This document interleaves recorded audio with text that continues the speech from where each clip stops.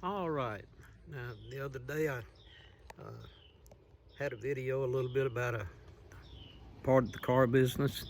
Well, I could just go on probably most of the night and maybe all day tomorrow telling you some stories about the car business, but it's kind of like this.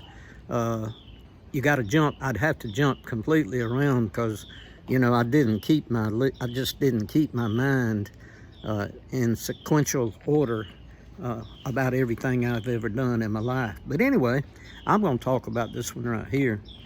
Uh, I had, I got away from being at the Ford place because, working for $25 to sell a car just wasn't for me. But I did. I got into a couple of other things and made some money, and then I decided that I wanted to get back in the car business.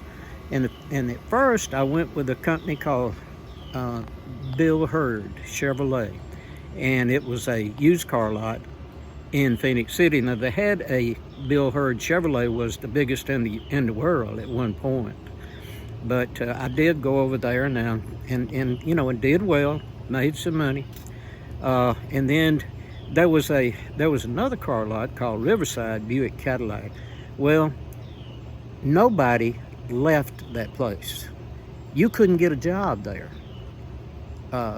So one day, now this is a terrible thing to say, but it's the truth. One morning, I walked in on Monday morning, and one of the guys said, "Did anybody know that Mr. J.B. Hogg died in church last night?" And my ears popped up. I said, "No, I didn't know that. I got to run. I'll be back in a minute."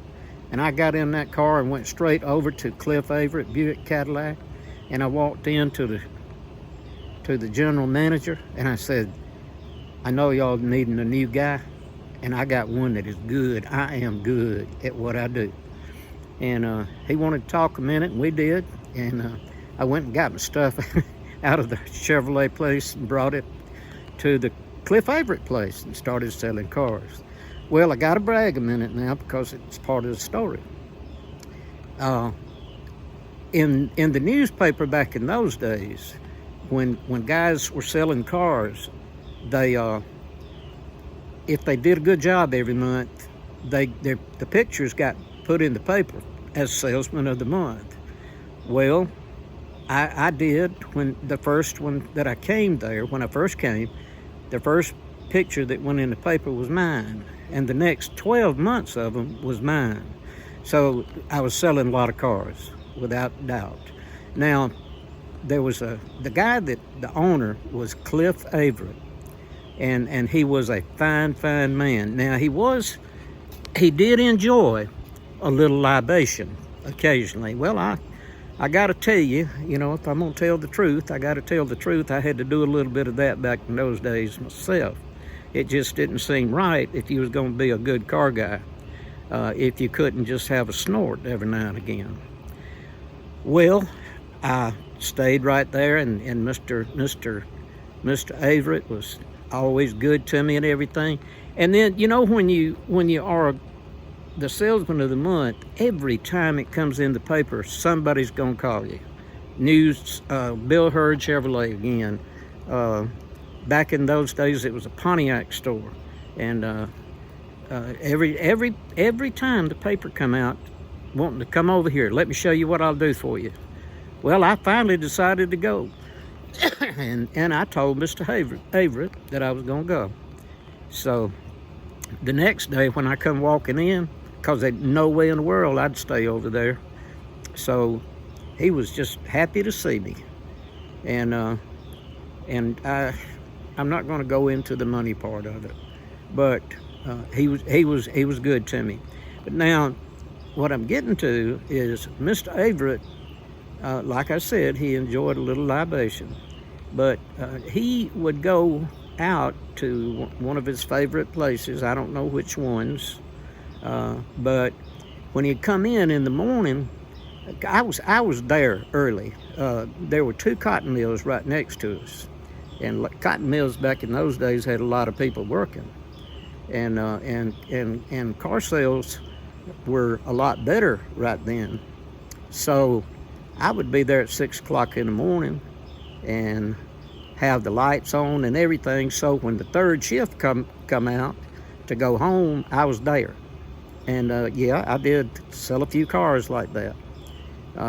So anyway, one morning, Mr. Everett came through, and he went over. He hollered at me, kind of. He said, "Travis." I said, "Yes, sir."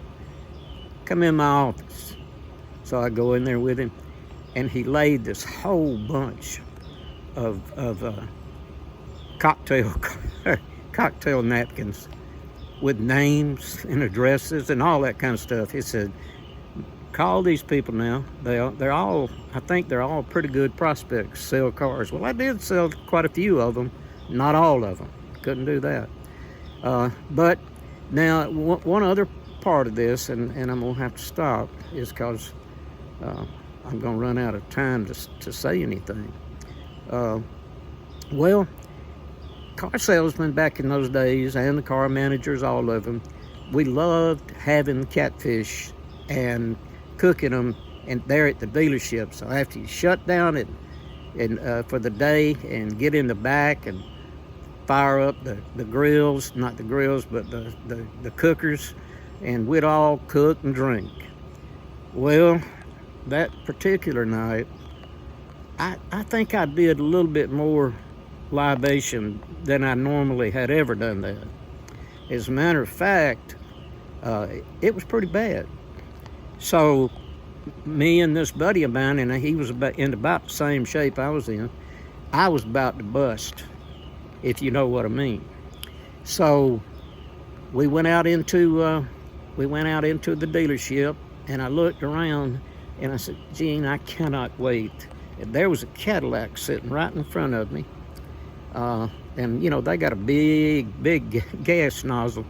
Now I'm just going to leave it up to your own thought about what happened.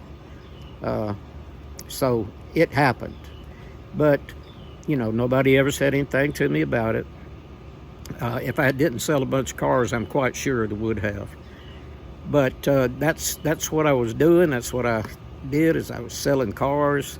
And there's so many different things that I can just jump in my mind right now that go in. Now it'll be in different dealerships and different days, different dates, different months. But I'm gonna use some of these to enlighten people a little bit about the car business back in those days. They're not quite the same as today. But hope y'all kind of enjoyed a little bit of that.